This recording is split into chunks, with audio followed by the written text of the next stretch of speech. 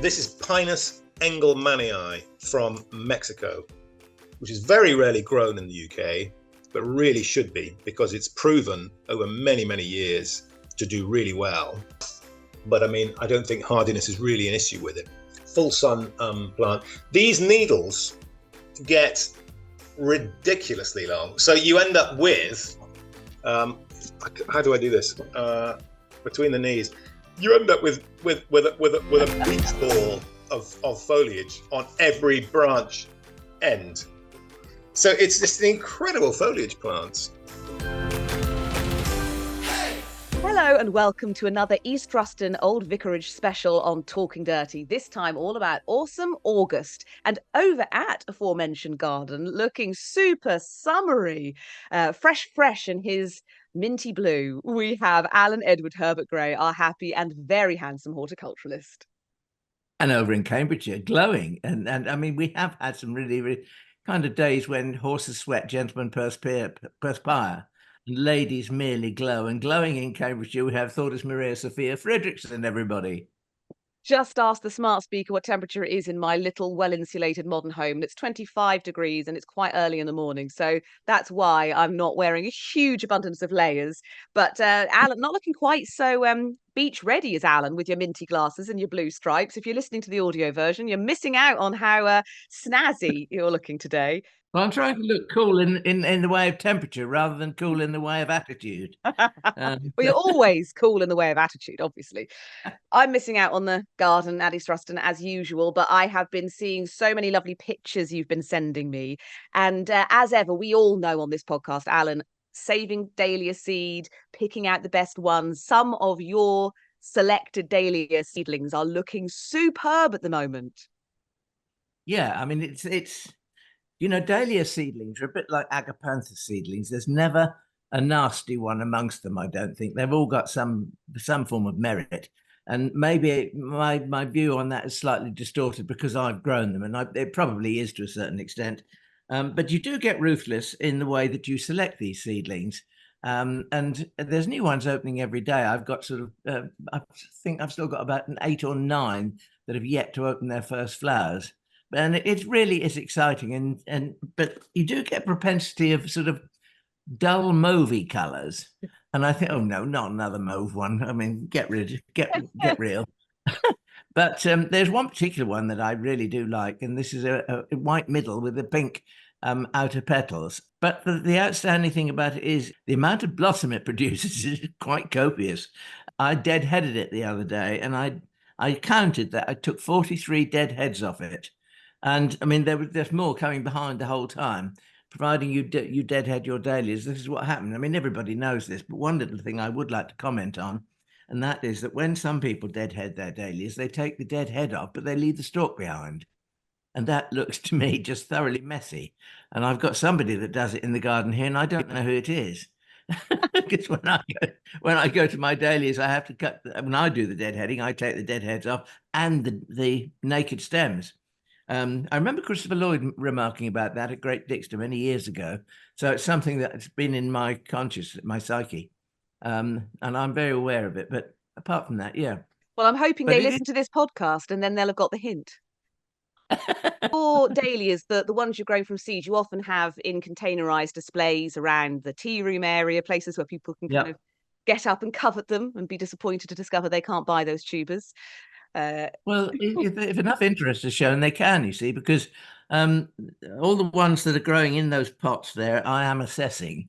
And I can't assess their true growth pattern until they actually go in the ground. But there's enough there to say, I mean, if it's dark leafed, if it's got ferny foliage, if it's got striking flowers, you know, they're the 3 criteria I'm working on. But the other one, of course, is size, and you can't predict the size that they're going to be. And I've got one particular one with single red flowers, and it has quite coarse foliage, but it is a real biggie. It's nearly 2 meters tall, and I haven't stopped growing it. It's just outside my office window.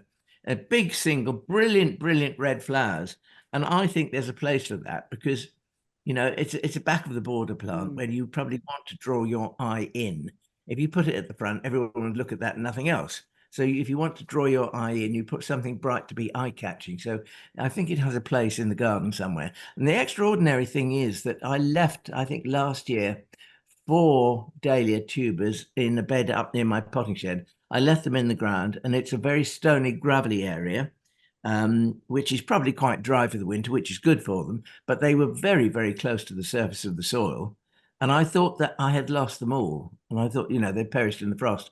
But of course, they were being grazed by l'escargot. And anyway, you put the soot around them and stop the escargots from coming in and munching away, and then suddenly up they come again. It is quite, it's fulfilling, it really is lovely. I enjoy it enormously.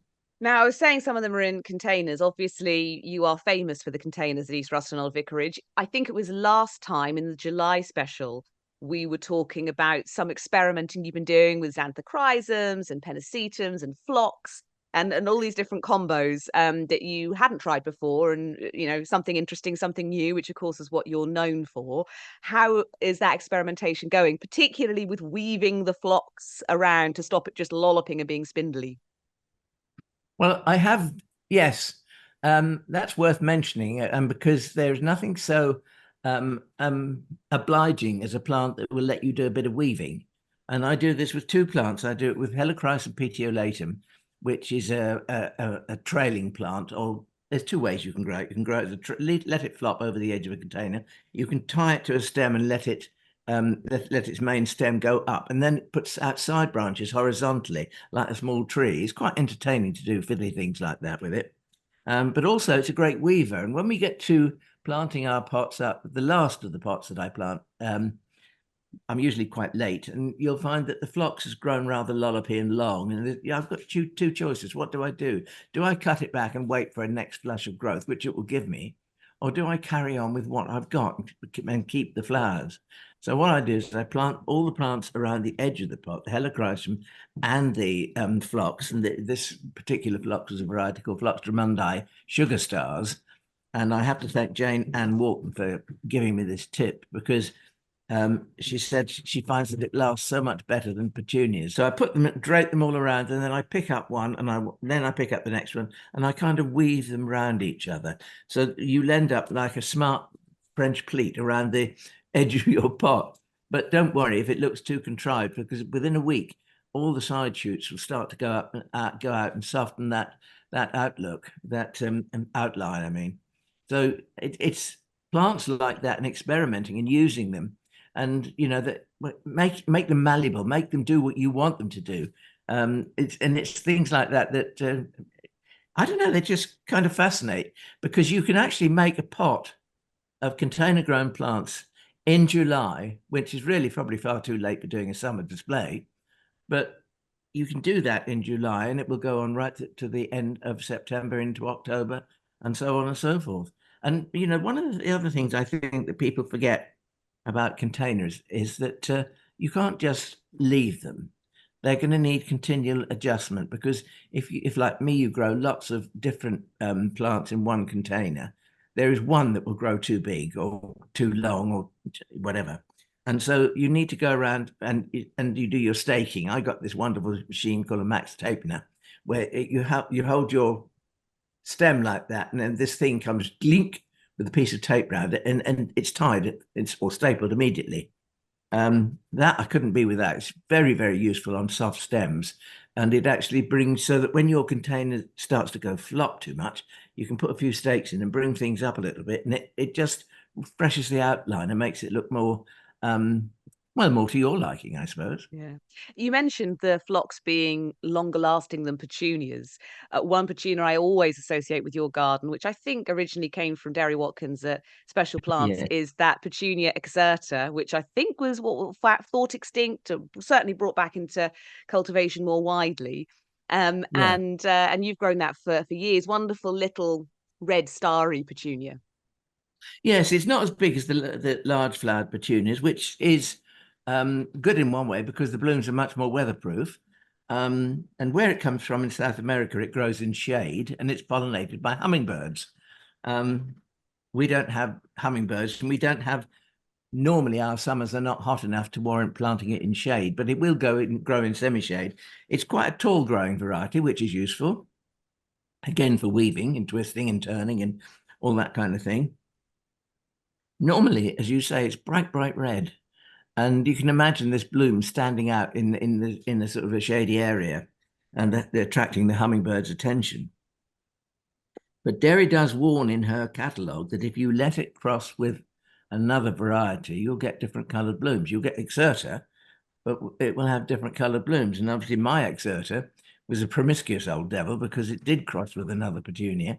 And I've got dark pink exsertas this year, which I quite like because they go with my scheme better than the red one would have done. So I'm quite happy with that. It'd be interesting to see what the seed from the pink one does. Now, is the pink one going to stay pink, or is it going to revert to red, or is it going to be another colour? It could be a horrible muddy shade, which is, you know, petunias years ago when I was a boy, petunias, they were all very, very muddy pinks and purples and plummy colours. There weren't the bright reds or anything like that in those days. And Petunia exserta certainly hadn't been discovered, or if it had been, it hadn't been brought into cultivation. You mentioned the Petunia exserta doing well with a bit of shade. You sent me a photo of a trough you've got, which is sort of half sun, half shade, and that was looking absolutely fantastic. Well, Ian mentioned that this morning, actually. He came in and had a cup of coffee with me this morning. And he said, I just think that this combination you've got here is absolutely fantastic.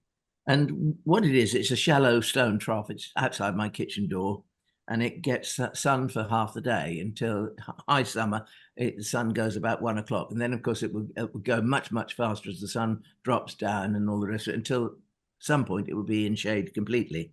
And what we've got in there, we've got 3 plants. Or is there 4? Let me think. There's the beefsteak Begonia Erythrophylla. If I've said that right, it doesn't matter. Beefsteak Begonia is the one to look for. The Mr. Google will give you the correct answers. Don't worry about it. And Mr. Beefsteak Begonia actually is really a house plant. It has creeping rhizomes over the soil. And I had one in the house, and it did its stuff. And then it made big beefy leaves throughout the winter, which is nice because they're shiny and they're quite red underneath, and they're rather lovely dark green things. And then in spring, it erupts with these clouds of tiny, tiny little pink begonia blossom, which is absolutely lovely. But then I didn't repot it, and I left it in the same pot. And I could see that it was just going down and down and down until it looked like the kind of thing you wouldn't even give your granny, you know, which is an awful thing. So I took it out of the pot and I pulled it to pieces, and I pulled the rhizomes to pieces, and I put them in a seed tray just to see if they would root, and they all did. And so I then potted them all. So then I've got all these beefsteak begonias. What do I do with them? And so I thought, well, I'll use them in a bedding scheme. And I was going to put them actually in the garden proper. And then I saw this trough one day, and I thought, well, this is what I can use in here. And I've used a couple of unusual things with it as well. There's a geranium called Azure Rush. Now, Geranium Azure Rush is very, very similar to Geranium Rozanne. It's the same sort of colour, with a white centre to the blue flower, and it flowers and flowers and flowers. If there is a difference, it is that Azure Rush is much more compact in its habit. Anyway, Azure Rush is in there together with Streptocarpus.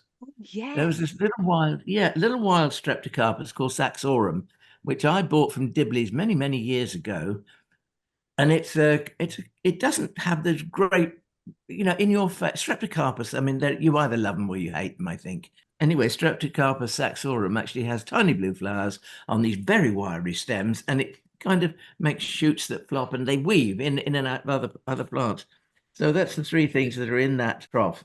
And I have to say they really work well together, because the Geranium Azure Rush and the Streptocarpus saxorum are exactly the same blue, and all you get is the different shaped flowers. And it's rather interesting when you suddenly see something on the edge of a geranium, and everyone knows what a geranium flower looks like, and you think, what's that? And there it is, Streptocarpus saxorum. So, you know, it's just nice to put things together. It's nice when they work, but for all the things that, you know, all the things that I tell you, probably there's been failures. And, you know, if you put 2 or 3 plants together and they don't work, well, you just don't do it again, or you take them out, or whatever you do. It's a continual experiment, I suppose, which is lovely. Tell me, can you think of a failure?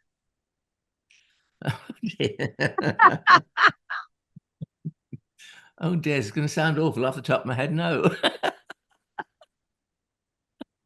We just have to believe that at least one has happened. But I don't want to sound big-headed, but I think, at my age, if I've got a certain amount of knowledge of plants, enough to know that, for instance, you wouldn't put two things together with very distinctly different growth patterns because one would outstrip the other. And I mean, you could say that we do that here with our Brugmansias, which are in huge containers, and they probably, no, they're not out of scale, I don't think, because I use enough around the base. But my main planting around the base of these apricot Brugmansias is there's an Argyranthemum. I've always known it as Jamaica Primrose, and I went to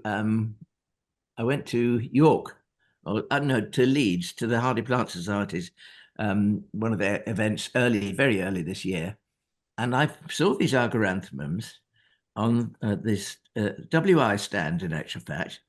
And this lady said to me, "Well, I didn't think you'd find anything on our stand to interest you." I saw this Argyranthemum, and it was called Lavada Cream.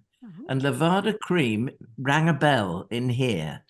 And I can remember reading about it, but I couldn't remember what I'd read. And so I bought these two plants of Lavada Cream. And it turns out that Lavada Cream was the name of Jamaica Primrose before it was given the name Jamaica Primrose. So two plants, different names, but they're the same plant. I have done that before, though. You buy a plant, you can't remember why it's in your head, and you just hope it wasn't a bad reason. Like, yes, this exactly. is the bell, I'm going to get it. Because you don't see it very often, but I can't remember. And they look so good as well. They look big and beefy, and I thought, this is going to be good. And of course it is, because Jamaica Primrose is the one that everybody wants. And several well-known garden journalists have written in this year. I can remember reading Robin Lane Fox writing about not being able to buy Jamaica Primrose because lots of the Argyranthemums that are grown and marketed today have been dwarfed by plant breeders. And there's to get more plants on more trolleys, get them across wherever they go, and it's a matter of economics and business and all that kind of thing. Whereby people like me, I can grow the old Jamaica Primrose, and there are ways of doing it. If you only got a small greenhouse, Jamaica Primrose is quite hardy. It's hardy enough to take a touch of frost. So if you take cuttings at the end of the autumn and you pop them on early spring, they'll suddenly start putting on lots of growth, and because even if you've got no heat in the greenhouse, you'll get a little bit of residual heat from the sun as it gets higher and higher, and they will get too big. So find somewhere outside where it's sheltered, close to a wall or a fence, preferably with a little tree cover overhead, so that it's a little bit of shelter. Have handy some fleece. Horticultural fleece to cover them with if frost is forecast. But before you take them out of the greenhouse, you take another lot of cuttings. So you've got the first ones, then you've got your second lot of cuttings, and if the first ones get killed, you've got a backup. But I don't think they will get killed unless we have very severe weather conditions. But and you can do the same thing again, and that's basically what I do. I take probably 4 lots of cuttings from starting in maybe September, and then going right the way through until we get to, I'll take my last cuttings probably in May, and they'll be wonderful plants for putting out in the garden in end of July, beginning of August. And my excuse for doing that, I mean, the fact is I love doing it. Otherwise, I probably wouldn't. But my excuse is that there are always gaps to fill. And I must say that nearly always these plants get used. So if they get used, they must be necessary. Yeah, the great gap fillers. I mean, they're just so versatile. Such great foils for other plants. Well, they're quite fast growing as well. Yeah. And they're forgiving. If you've left them in their pots a little too long and they become pot bound, what I do if I'm planting them in the garden, I sort of knock them out of the pot and I put my fingers into the bottom of the root ball and pull out a few roots, put them in a hole, give them a good dose of a little bit of bloodfish and bone meal in the compost when you backfill the hole and puddle them in. Don't forget that. Yeah. That's a summer essential. Puddle them in. You mentioned your normal Brugmansias. I know you've got a bit of an oddity on the Brugmansia front at East Ruston at the moment. I must take. I did send you a photograph yesterday, but it's even better today. It's an abhorrence, isn't it, really? I mean, I said to Ian this morning, I said, we're having coffee in the kitchen. I said, just look at that little window. He said, God, look at that. And I put it outside about 3 to 4 weeks ago. This is a plant that I've had for 4 or 5 years. And it has the occasional flower on it, and it's neglected. I don't repot it enough. I didn't do anything with it very much. And I just got hold of it 3 or 4 weeks ago, and I thought, I know, I'm going to put you in the garden and see what we can make of you. And it's the kind of plant you look at it and you'll think, I either like this or I hate it. Well, I don't hate it. I'm fascinated by it because the petals, they're kind of twisted. It's a white flowered Brugmansia. They're kind of twisted and they're all slashed, and the flowers are hanging there like great big fat tennis balls at the moment because they haven't quite opened up properly. So it'd be interesting to see the shape of them when they do open. But I mean, to all intents and purposes, apart from that abhorrent flower that it's got, it is just the same as any other Brugmansia. It's swooningly scented in the evenings, so it's a lovely thing to have on your if you've got a terrace or a patio. I've got 2 in my kitchen courtyard, and of course there's walls around the kitchen courtyard, and it traps the scent, and it's absolutely amazing. And the name of this one, I like that it's almost like they just looked at it and described it as it hung there. You know, like it's Yeah. it's almost like does what it says on the tin kind of name. Yeah, it does. Yeah. Brugmansia shredded white fantasy. Yeah, shredded white, but it looks as if it's been through the shredder, I suppose. Yeah. So, well, you can get a pretty good idea as to what it looks like. And I don't know where the heck I got it from. I really don't. Anyway, there we are. It came my way, as they say. What other interesting things have been catching your eye or the visitors' eyes? Well, Sparrmannia africana is a shrub that I particularly like because, again, it's a tender plant, but it has very large, slightly hairy leaves, and they're a bright, fresh green. So there's no heaviness to it. And I think 3 years ago at Plant Fair, one of the first plant fairs we did here, No Name Nursery, Steve and Lou, they came up and they had a stall on this nursery. And we were having supper the evening before, and he said to me, I've got a plant that's very rare. It's a Sparrmannia africana with variegated foliage. And I don't know anybody else that's got this plant. And he said, I've got one for sale and I don't know what to charge for it. And so I said to him, I said, well, look, when you've worked out what you want for it, let me know. I can always say no, but you can let me know. And so that we left it like that. And anyway, the next day, they very kindly came to me and said, well, you've been such a lovely host, etc., etc. You know, please take this with our best wishes, which I did. Ooh. And which was lovely. And but there are a few things you learn when you're growing plants like this, and that is that if you to keep the variegation good on the plant, you need a good variegated shoot for a cutting. So the less plain green leaves you have on that shoot, the more likely you are to keep the variegation going well. And I took several cuttings, and I've learned from actually taking those cuttings that I got 3 very good variegated plants and 3 that were not so good. They've got a bit of variegation on them, and you could sell them to somebody and say, look, there's a variegated leaf that can only get better. But no, it can't, because in actual fact, everybody knows that the plain green leaf has got much more chlorophyll in it, and so it's going to be stronger, produce a stronger growing shoot, which will take over the plant. I remember going to Sandringham House. I saw Sparrmannia africana used there as a dot plant at the end of a planting, and I just thought how nice it looked. And that's what I like to do. If I got an old plant that I brought through the winter, maybe I've had it in the house and it's got a bit gawky, I give it a trim and put it outside, and within a month it's got lovely new growth on it and everything else, and then I sacrifice it. And I think this is the thing that probably a lot of people don't do. They're not willing to sacrifice a plant. If you know it's not hardy, what's the point of keeping it for another year? If your greenhouse space is tight, I'm talking to myself as much as I am to everybody else when I say this, because I'm as guilty as the next person of not being able to chuck things out when you should do, perhaps. But if you leave them out, it's quite interesting, because in this time that we're in, the climate at this very moment that we're in, we don't know how hardy plants are, and it depends on how hard our winters are going to be. If they're going to be very frosty, we'll definitely lose some of these things. There's a plant called Lantana camara, which I had it came to me as a berry in a matchbox from the south of France about 45, 50 years ago. Like little blackberry, a single little blackberry berry. And I sowed it and grew it, and this multicolored plant came up. The shrub is now in certain parts of Australia where it's hot and sunny. It's become a nuisance. And there was a couple of ladies walking past the plants, the potting shed one day, and this lady, this Australian lady, said to her mother, "Oh, look, there's that thing that's a weed." And her mother said, "Well, yes, but I know, but it's quite pretty, isn't it?" But it's one man's meat and another man's poison Oh, kind and of it thing. is so pretty. It looked Yeah. evil, isn't it? When I grew it from seed, I'd never closely inspected it because I'd never grown it before, and it was evil. We mean thorny. Yeah. Yeah. It has these little sharp prickly bits on it, which I never mention because it doesn't occur to me, because normally when I'm using it, I've got gloves on and I've got Yeah. sleeves on. I don't feel the prickle, But so I it mean, doesn't the matter. flowers are so delicate and pretty and like little sweet colours, you know, they're Yeah. so feminine. Yellow, And then there's pinks, this and like oranges, really. brutal, spiky creature beneath. Yeah, but the one thing I'm so pleased that I brought my little blackberry back, because the varieties of Lantana camara you can buy today, and there are several. I mean, there's one that's marketed with mauve flowers, which is a bit of a weeping habit.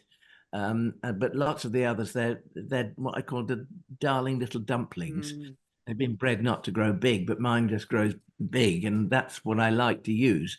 And as I mentioned with Sparrmannia, I like to have an old one to put in the garden, so it looks more mature. It looks probably as if it's been there for several years. It hasn't, and it will probably die in the frost. And for the past 10 years, I've left one outside as an experiment, and every year it's died. Yeah. So I think, you know, who knows?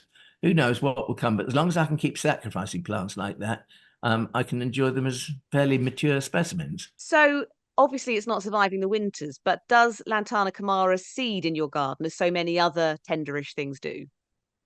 Yes, we get the occasional seeds, and if I took the seeds, or if anybody took the seeds, providing they're black and not green, providing they're black and they're ripe, they could grow it from seed. I mean, there's lots of plants that we regard as being tender plants that are now self-seeding in the garden, and one in particular that I've noticed, and I got a great surprise in my kitchen courtyard the other day. I was mucking out this border. It's only a small border. I mean, it's about 15 feet long, I suppose. And I was sort of tying back some roses and getting scratched and all the rest of it. And I suddenly looked up and I saw a pink Abutilon flower. And I thought, well, where the heck did that come from? And I followed it back down, and there's a climbing rose, which is what I was tying back.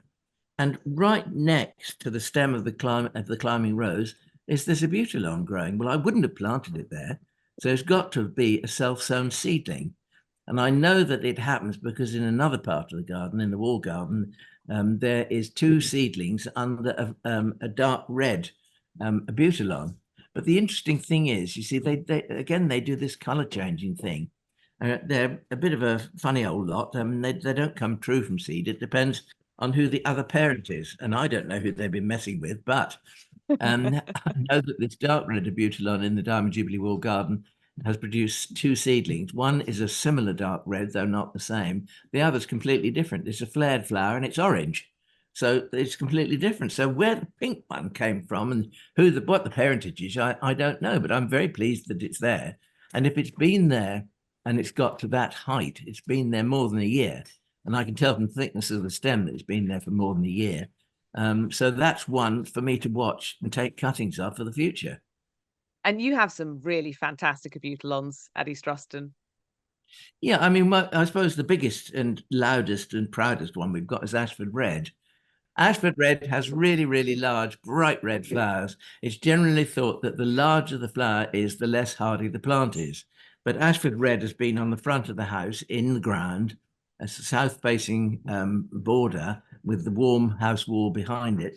And I think that's what's kept it alive. And it's been there for probably 5 or 6 years now.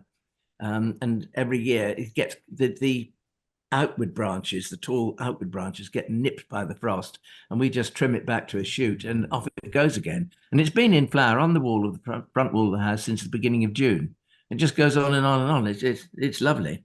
And just the Ashford Red on the front wall of the house, that planting, the thicketry, the interweaving combinations of plants is always one of my favourite parts of the garden. And lots of people just walk past and like have a bit of a glance at the odd flower, but there is so much going on there. Well, there is. There's a passion flower that's flowering at the moment, which is just Passiflora caerulea.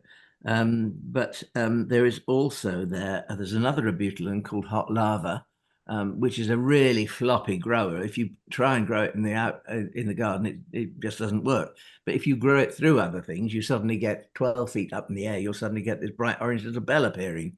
There's also a pomegranate there. Now we don't get pomegranates, but we do actually get the flowers. And I mean, again, it's a bright, orangey red, full double little flower, piercingly lovely. I mean, I just adore it. But yeah, it's just a matter of, you see, I think all of these plants, they help one another by the fact that there's a density between all their stems, and that density provides shelter in itself. Ones at the front get less shelter, and the ones closer to the wall, and the distance might be 2 to 3 feet, they get much more shelter. So it's an ongoing thing that works for everyone. Me, because I keep the plants that I like, and the plants because it affords them shelter from the worst of the winter weather. It's interesting, the planting around the house, because another one of my favourite spots in your garden is that shady north-facing front door planting that you do, which I think you've got more plans for actually today to do some planting for. Well, yeah, I mean, we've got there's 4 pots there, and I looked at them yesterday and I thought, well, we need to move them around a little bit here. We had 2 pots and they have been superb of Hydrangea Runaway Bride, but the flowers have gone off and we haven't really we've got a few coming on, but I think you could say they're past their best. So they need to go to a standing area. They need to have the flowers cut off and be rejuvenated a little bit, which they will be. And I've also got two big pots of Spotty Dotty, which is a podophyllum. Now, this is a woodlander, and they're generally shade-loving plants by my front door because it faces north. It doesn't get overhead shade, but it is facing north. Podophyllum Spotty Dotty is a woodlander, really. And so she gets into big pots in a nice leafy woodlandy type soil. But for some strange reason, lots of the parasol-like leaves are going rather yellow. And so I thought, well, we'll get rid of that. And I put that out of the way. And I've got 2 old coppers that I dug out yesterday. And I went through the greenhouse and I found lots of Begonia Fuchsioides red form. And if you grow this well, Begonia Fuchsioides, it sort of puts that little branches around the edge of the pot, and it kind of hangs prettily, and then suddenly it will put up a cane. And if you can get several of them to put up these canes, you can group them together in the middle of the pot, and immediately you've got structure. So that's what we're going to put there today. I'm going to plant those up, and you're going to have those out there today, because we don't have a lot of colour because it's north facing, so it tends to be foliage contrast in shape, in color, and shades of green and shapes and all the rest of it. So yeah, I mean, it's quite fascinating. It's funny that you take things you take for granted. We've got a funny plant called Pseudopanax laetus, Laetus, which has palmate leaves, very, very shiny, and I plant it in the exotic garden near the entrance as you go in. And Graham said to me, I don't know why you've put that there. That damn thing will get huge if it survives, because it does have a bit of a tender reputation. Anyway, of course it survived and it's thrived and it's got big, and he was right. So when we were planting the exotic garden this year, we cut some of the lower branches off and we made a little bit of a gap in the border in front of it. And then we refreshed that soil. And we planted colocasias there, which again is another, another big-leafed exotic thing. And they seem to be thriving very well there. And Tina, who's the head gardener at Felbrigg Hall, came to the garden on Sunday, and she said, just grabbed me and she said, every time I come, I haven't been for years, but every time I come, there's something new and something exciting. What is this plant? So I told her it was Pseudopanax laetus, and she said, well, I think I'm going to have to get it. So you can see what presence it has with another gardener. And she, like me, likes exotic things as well. it's interesting because I mean, I planted my Pseudopanax late. It's probably too close to the edge of that border, and Graham was right. I mean, he didn't know whether it was going to thrive or not, and it has. But it has probably got too big. But I'd rather it got too big than it died. Mm. And you know, it affords you the opportunity again to manipulate. So am I chopping away some of the lower branches? And when I say chopping away, I don't just mean you get there, jump, jump, jump, jump, jump, chop, chop, chop. I mean, you look at it with an artistic eye, if you can, to see how it's going to look when you remove a branch. I mean, pull it to one side and just have a look. And if it looks unnatural, well, don't remove that one. And don't take all of the branch, to leave some furnished leaves down to ground level if you can. It's just a matter of looking at it and assessing the situation. I don't know if Graham's in the room, but he's certainly showing more restraint than my partner would, to have multiple times heard the sentence Graham was right and to have not chimed in with, hang on a minute, I'm glad I'm sitting down. Can we record that? Well, actually, we are recording it, Graham. It's on the podcast now. It's like written in stone. You were right. It might have only been the one time. He's been doing the irrigation this morning because we've had a very, very dry period. And every day when he does the irrigation, there seem to be a few leaks somewhere that he discovers. You know, you get these little connectors and you get a bit of pressure building up and they blow. And so they have to be mended. So there we are. That's what he's doing. So no, he's not in the room. I'm sure if he was, he would have voiced his opinion. Going back to Abutilon, so there's another Abutilon I'm growing. I had it new last year. It's called Geranium Red. And this is a cross between Abutilon megabotanicum and another variety. I don't know the other variety. And there were several seedlings from this cross in different colors. There was a yellow and a pink and an orangey red. And Geranium Red is the orangey red one. And my little plant that I had last year, which was no more than 30 centimeters tall, if that, I potted it on. And it's said to be about, well, the assessment of it was from the nursery that I bought it from, it's probably about 1 meter tall. And that may be right, but except that mine is nearly 2. And it's still growing. It's, you know, new shoots like this. Maybe the way we look after it. I mean, it's in a big container, but it's been outside all the year ever since I've had it in a container. So I think I can say that it is reasonably hardy. Although, of course, you know, if we got had an exceptionally cold winter, it might die. And that's why I'm always taking cuttings.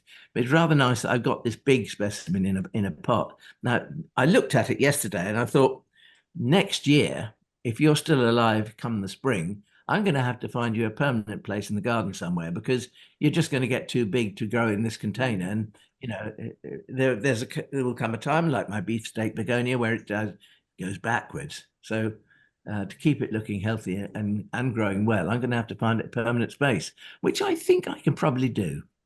Talking of bright red flowers that blow your socks off, you sent me the most amazing picture of a flower that you'd bought from Krieg Farm Plants, which I think I could just look at for hours. It was so breathtaking. Yeah, Passiflora. I can't remember offhand the other name. Begins with an S, I think. But anyway, it's one that, well, I wanted a particular Passiflora, and I sent Sue Wynne Jones an email asking for this, and she said, "Well, I can't oblige you on that because I don't have it. But what I do have is this one, and it's one that we collected in South America somewhere or other, and it is a lovely passion flower. It doesn't grow too big, but it does have brilliant red blooms. So I said, yes, please, I'll have that." Anyway, it arrived earlier this year, and I potted it on, and I've been growing it in the greenhouse, and suddenly these buds came up on very wiry stems, and they sort of hang down, and then they raise up like this. And when they open, they sit on this little wiry stem. They sit looking at you, facing upwards. They don't last very long, probably a day and a half or something like that, but there's a continual, continual supply of them. And it's just a fascinating plant that they found growing in scrubland. And I just thought, that's just kind of scrubland I could live with. Oh. So it is the kind of plant that it climbs, but it has tendrils, which it attaches itself to its host with, but it doesn't necessarily go upright. It will go over things. So it's a very useful plant from that point of view, which then I suddenly thought it might be worth putting this outside in the summer, planting it actually in a border at the back of a shrub, maybe something that's flowered early in the year. And if it's in a warm, sheltered corner, it would encourage it to flower and to bloom over its host plant. and therefore giving it another lease of life. Loads of plants you can do that with. I mean, Thunbergias and black-eyed Susans, they're ideal and very easy plants for doing that with. And there's another climber that I use an awful lot called Tropaeolum smithii, which you know. And love. Yeah, and love. And it came to me as a mysterious seedling in a pot with another plant. And I looked at it and I thought, well, that looks interesting. I'm going to pot that up and grow it. And I did. And I've since saved seed and I've taken cuttings of it even, because I don't know how many people realize this, but nasturtiums, if you've got a particular, I mean, common or garden nasturtiums, if you've got one that you particularly like and you want to make a feature of, well, just chop some shoots up, put them in a glass of water and they'll root. And then each one will be the same as your mother plant. So you can look fantastically expensive and exclusive because nobody else has got this one. I'm the only one that has it, you know, kind of thing. And yeah, so I chopped it up and made cuttings of it and all the rest of it. So it's just one of those things that I pop in various places. And I've done it in the kitchen courtyard in a couple of places. I planted about 3 weeks ago and already it's up over 2 meters up, and it just suddenly gets its roots down and it shoots up. And then it has these lovely little orange and red flowers with fringed edges. And I've got in my kitchen courtyard, I planted about 4 or 5 years ago, one of those winter flowering jasmines that we buy, you know, the ones that are sown in the, sold in the shops, grown on a hoop as Christmas presents, one of those. And I thought, this is probably going to die. But I had 3 or 4 and I thought, well, I'll give it, it hasn't died. And it flowered very, very early in the year, about March and April. And it's now having a second flush. And I walked out of the door the other night and I suddenly caught a whiff of this. And this jasmine polyanthemum, it has a scent that some people might find it cheap. I mean, Chanel number 5, it certainly ain't. But I mean, it's cloying slightly cloying scent, but it's not too bad if you just get a sort of a whiff of it. If you have it in your face the whole time, it's a bit like me and hyacinths. I can't stand the smell of hyacinths close up. But if they're in the garden and I catch a little whiff of it, then that's fine. It's alluring. Otherwise, it's just sickly, I think. And to say about smithii, if you think, oh, that sounds very vigorous, it's not thuggish. It's not like ciliatum, whatever it's called, the one I love but can't grow because I don't dare. Yeah. You know, I did sell that for a couple of years, and a lady asked me for a pot of it, and I said, well, yes, I've got it. But I said, are you sure that you want it? And she said, well, yes, I am. And I said, well, you better go and have another look at where it's growing, because it's making its way along a beech hedge. Because not only does it just itself seeds, which it does, it has these lovely little black seeds after the flowers are finished. And probably the birds take them and deposit them on the top of a hedge somewhere, and it falls down and germinates. But they also have these strings of sort of, I don't know what you'd actually call them, rhizomatic tubers or something, where it's a bit like a little round bobbly thing, and then a piece of root, and then another one, and then another one. And that's the way it transmits itself around your garden underground. So you can't see what it's doing until you get a shoot above the ground. And then when it flowers, you're like, oh, that's lovely. And it's there and there. Yeah. Over there. Yeah, I haven't got the space for that, but it is a lovely little flower. We've spoken about it before. I just love tropaeolums. Everyone knows that. I mean, it's your garden. Goodness me, there's loads of things we want to talk about, and probably I know you've got 1,000,001 jobs to go and do in the garden. So, final closing words. Were there any other climbers, any other interesting things you wanted to shout about before we have to wave goodbye? There's one, and this is a Lonicera. And you remember when we went to the Chelsea Flower Show, we spoke with Charles Vallin in the Grand Marquis. And Charles is a very talented guy when it comes to breeding new plants. And he's worked on many, I mean, probably some of the most famous of the foxgloves that derive from Isoplexus canariensis, and our foxglove as well, the ordinary digitalis that we grow everywhere. And he made new plants between the two in several colorways. So he's a very talented guy. And he said, is there anything you think I should be working on? And I had an email from him the other day, and I did actually mention to him that it might be nice to have some Loniceras with sort of brighter colored flowers than perhaps we have. And as I was in the front courtyard, I was looking plants and things, I suddenly looked and I thought, this is a nice Lonicera growing on this wall here. It's evergreen. It's a form called Lonicera glabra, and it's called Danchin La. And Danchin La, is it Dam? I'm not sure. I'm going to have to read this. It came from Arunachal Pradesh, which is in northern India, and it was a collection made several years ago. So it has white and egg yolk yellow flowers. Now it starts blooming at the beginning of August and goes through into September and October. And these flowers are followed by persistent blue-black fruits. And you get these great strings of these blue-black fruits. And it's just a nice thing because most honeysuckles are getting to the end of their beautiful phase now. Sometimes they get to the stage where they get some kind of fungal disease and they drop the foliage, and you've got a few wispy flowers on the ends of the stems.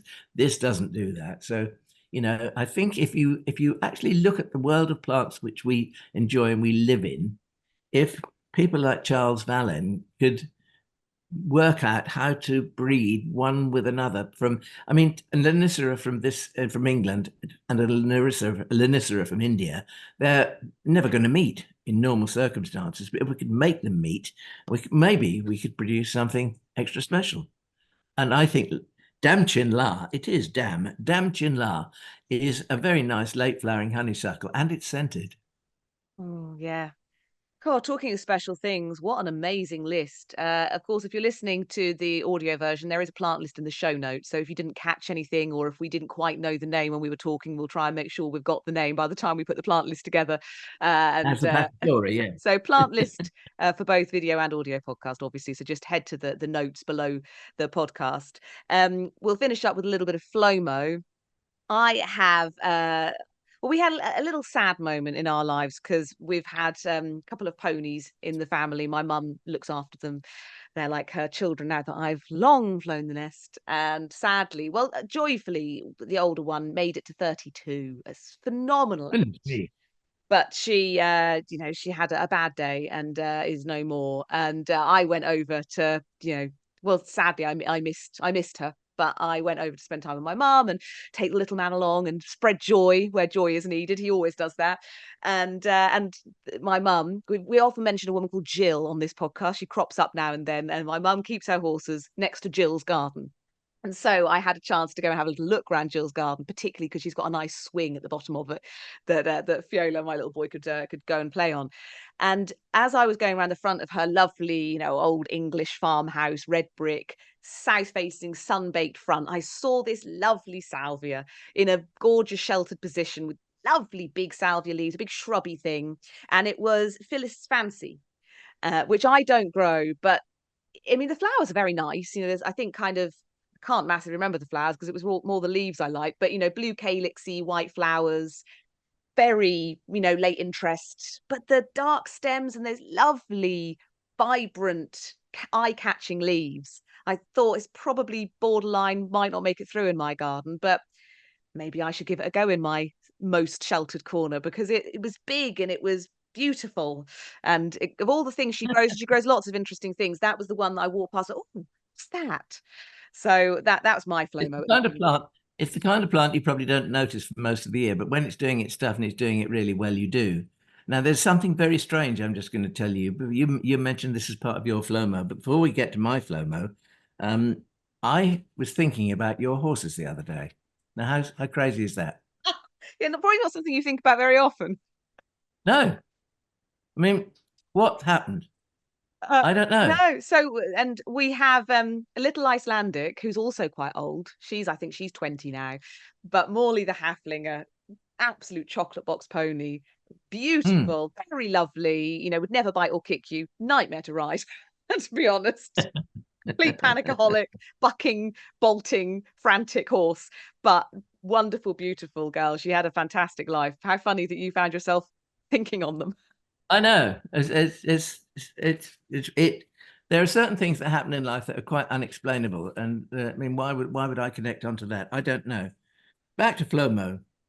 I've got 4 things on my list, and I don't know whether I'm ever going to find them, but I think I might find Brassiops mitis, which has the most incredibly shaped leaves, and I fail to even try to describe them, but they are, I mean, do look it up, everybody. They are the most wonderful shape. And I would like to be able to grow that, as I would Manihot Grey Hamii, which is another plant with lovely foliage. And there's also a couple of bananas that I would like to get. And one is Enseti Himiba, Himiba, which has nice silver backs to the leaves. Again, it's foliage. And the other one is Musa Magensii. Someone's been having some fun looking through some websites, catalogues, Instagrams, something. Well, it was discussing really with friend Ian the other day about, and he said, I said, well, one thing I would like to get, oh, have you seen this? And have you seen that? And then out comes the Mr. Google, and we have a friendly look at all these various things. And that's when it all starts. So that's my wish list. One day we'll get Ian back on the podcast, one of the busiest men in horticulture, Ian Roof. I'll try and link in the video to at least one of his prior appearances. And if you do want to hear from him, he does crop up every so often on our radio programme. So he's one of the panellists answering your questions. And it's been lovely to hear. We call them illegal listeners because technically our show is broadcast across Norfolk, Suffolk and Cambridgeshire in the UK. And occasionally we'll get people in Germany or other parts of the UK. So we call you illegal listeners. So if you want to come and join as one of the illegal listeners, you can always find it on BBC Sounds, fully available online all over the world. So you don't have to listen live on FM or DAB or something. And it's always the more the merrier. We love to hear from you and your interesting questions, because you just never know where a live radio show is going to go. And I'll apologise again for the music. We can't help it. Just the way it is. The powers that be. Right, well, I've had a ball. Alan, what an absolute riot. Thank you for talking us through some of the highlights at East Ruston Old Vicarage. Let's do it again next month. Okay. Until Lovely then, to see you. happy gardening. Bye-bye. You're looking very wonderfully summery. How are you? You think you're going to get a hot day again? Well, it's very warm in our house. What's the temperature in the house? 25 degrees in here. Got the back door open, but there's I never think to ask Alexa things like that, actually. Lovely. My hair is so fluffy today. It's just fluff, fluff, fluff. Fluffy, fluffy, fluffy, like a little fluffy chick. Are you ready? Are you steady? Let's go. Let's go, go, go. I'm just, sorry, I'm having like a little tired moment. My brain's just stopped. Just rebooting, Well, rebooting. Did you hear that? I didn't quite hear what it was, but there was like a little noise. It's the sheer floriferous.